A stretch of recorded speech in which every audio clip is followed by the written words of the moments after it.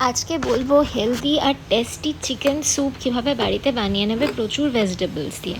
এটা কিন্তু শরীর খারাপ থাকলে, মানে একটু উইকনেস থাকলে বা বাচ্চাদের খাওয়ানোর জন্য খুব ভালো একটা রেসিপি। স্যুপ মানে আমরা ভাবি টেস্টি হবে না, বাট এটা কিন্তু খুব টেস্টি। অল্প একটু সাদা তেল দিয়ে নেবে, প্রেশার কুকারেই করবে পুরোটা। আর তার মধ্যে গোটা গরম মশলা মানে এলাচ, দারচিনি, লবঙ্গ ফোড়ন দিয়েছি, আর কয়েকটা গোটা গোলমরিচ ফোড়ন দিয়েছি। এবার তার ওপর কুচিয়ে রাখা পেঁয়াজ আর রসুন দিয়ে দেবো। রসুনটা একটু বেশি করে দিই যাতে সুন্দর স্মেল আসে। তারপরে এই কুচিয়ে রাখা পেঁয়াজ রসুনগুলো হালকা করে ভেজে নেবো, খুব বেশি যে ভাজতে হবে তা না, অল্প অল্প ভাজবো। যেই স্মেলটা আসা শুরু হবে তখন আমরা কেটে রাখা সবজিগুলো এক এক করে এর মধ্যে অ্যাড করব। আর এই ভাজার সময় নুন তো অবশ্যই দিয়ে নেব। আর সবজির মধ্যে যেগুলো তোমরা দিতে পারো, পেঁপে দেওয়াটা খুব ভালো। এছাড়া আমি আলু দিই, গাজর, বিনস এগুলো দিয়েই থাকি। আরও কিছু দেব, সেগুলো একদম হয়ে যাওয়ার পর। তো আলু, পেঁপে, গাজর, বিনস সব কেটে ধুয়ে রেখেছিলাম, সেগুলো এক এক করে অ্যাড করে দিলাম। এগুলো সব একসাথে নিয়ে হালকা করে ভাজতে থাকবো। আর একটু হলুদ দিয়ে দেবো, আর অবশ্যই একটুখানি নুন দিয়ে দেবো। দিয়ে সবগুলো একসাথে ভাজতে থাকবো। খুব যে ভাজা ভাজা হয়ে যাবে তা নয়, কিন্তু হালকা একটুখানি ভাজা হয়ে তারপর জল দিলে কিন্তু টেস্টটা বেটার আসে। তো এগুলোকে দেখো একসাথে ভাজতে থাকবো। আর ওদিকে চিকেনের পিসগুলো ধুয়ে রাখবো। আর পেঁপেটা দিলে যেটা হয় যে পেঁপেটা স্যুপে বেশ একটা জল অ্যাড করে, তো বেশ টেস্টি হয় পেঁপে দিলে স্যুপের মধ্যে। এবার 4 পিস চিকেন ছিল, সেগুলো ধুয়ে রেখেছিলাম, সেগুলোও অ্যাড করে দিলাম। এবার সবজির সাথে সেগুলো ভালো করে ভেজে নেবো। একটুখানি লবণ আর হলুদ অ্যাড করে দিয়েছি, দিয়ে এই পুরো জিনিসটাকে আরও ভেজে নিচ্ছি। মিডিয়াম ফ্লেমে রেখে গোটাটা ভাজবো, কারণ আমরা তো খুব কম তেল দিয়েছি। তো হাই ফ্লেমে রাখলে কিন্তু তলাটা লেগে লেগে পুড়ে যাবে। তাই জন্য মিডিয়াম ফ্লেমে রেখে ভাজতে থাকবো। মাংস থেকেও অল্প অল্প জল বেরোবে। আর দুটো কাঁচা লঙ্কা এর মধ্যে ভেঙে দিয়ে দিতে পারো, এখনও দিতে পারো, জল দেওয়ার পরেও দিতে পারো।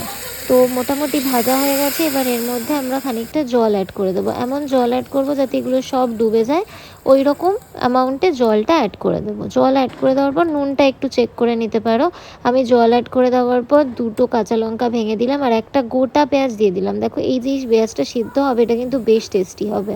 এবার দুটো সিটি দিয়ে সাথে সাথেই খুলে ফেলবো, বেশিক্ষণ ওয়েট করবো না। বেশিক্ষণ ওয়েট করলে কি মাংসটা বেশি সেদ্ধ হয়ে যাবে। তাই জন্য দুটো সিটি দিয়ে সাথে সাথেই আমি প্রেশার কুকারটা খুলে ফেলবো।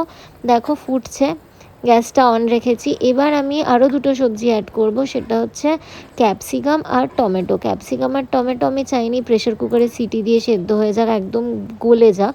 তাই জন্য এই সময় ক্যাপসিকাম আর টমেটো কেটে রেখেছিলাম, সেগুলো অ্যাড করে দিলাম। কিছুক্ষণ এগুলো ফুটলেই কিন্তু নরম হয়ে যাবে। আর একটুখানি আদা এর ওপর আমি গ্রেট করে দিয়েছি। এবার সব একসাথে ফুটতে থাকছে। এদিকে আমি নুনটা একটু চেক করে নেব। নুনটা চেক হয়ে গেলে তার মধ্যে একটু গোলমরিচ অ্যাড করে দেবো। গোলমরিচ সুপে দিলে কিন্তু আলাদাই টেস্ট আসে। আর একদম শেষে যেগুলো দেখালাম, এই যে আমি গোলমরিচ অ্যাড করে দিচ্ছি, আর একদম শেষে যেগুলো দেবো সেগুলো আমি দেখালাম। একটুখানি ধনেপাতা আর সুইট কর্ন ধুয়ে রেখেছি। এগুলো একদম যখন হয়ে এসছে তখন খানিকটা ধনেপাতা কুচি আর কিছুটা সুইট কর্ন অ্যাড করে 10-15 সেকেন্ড ফুটিয়ে গ্যাসটা অফ করে দেবে। তাহলে কিন্তু একদম পারফেক্টলি রেডি হয়ে যাবে। আর এটা বাড়িতে বানিয়ে আমাকে জানিও কীরকম খেতে হলো। এটা কিন্তু খুব হেলদি আর টেস্টি রেসিপি। আর এটা রুটি দিয়ে খেতে পারো, বেস্ট লাগে পাউরুটি যদি কড়া করে সেঁকে নিয়ে সেটা দিয়ে খেতে চাও ব্রেকফাস্টে, তাহলে দারুণ খেতে লাগবে পাউরুটি কড়া করে সেঁকে নিলে। আর একটা জিনিস, এই সময় তোমরা কিন্তু 1/2 চামচ বাটার অ্যাড করে দিতে পারো যদি চাও, তাহলে টেস্টটা আরও অনেক সুন্দর হয়ে যায়। আমাদের এই দেখো খানিকক্ষণ ফুটিয়ে নেওয়ার পরে এইসব টমেটো, ক্যাপসি সব নরম হয়ে এসছে। আলুগুলো ভালো করে সেদ্ধ হয়েছে কিনা একবার একটু চেক করে নেব। আর মাংসটাও একটু চেক করে নেব, সব সেদ্ধ হয়ে গেছে। এবার আমি গ্যাসটা বন্ধ করে প্রেশার কুকারটা ঢাকা দিয়ে রেখে দেব, যাতে এই ভেপরে আরও কিছুটা ভালো করে সেদ্ধ হয়ে যায়।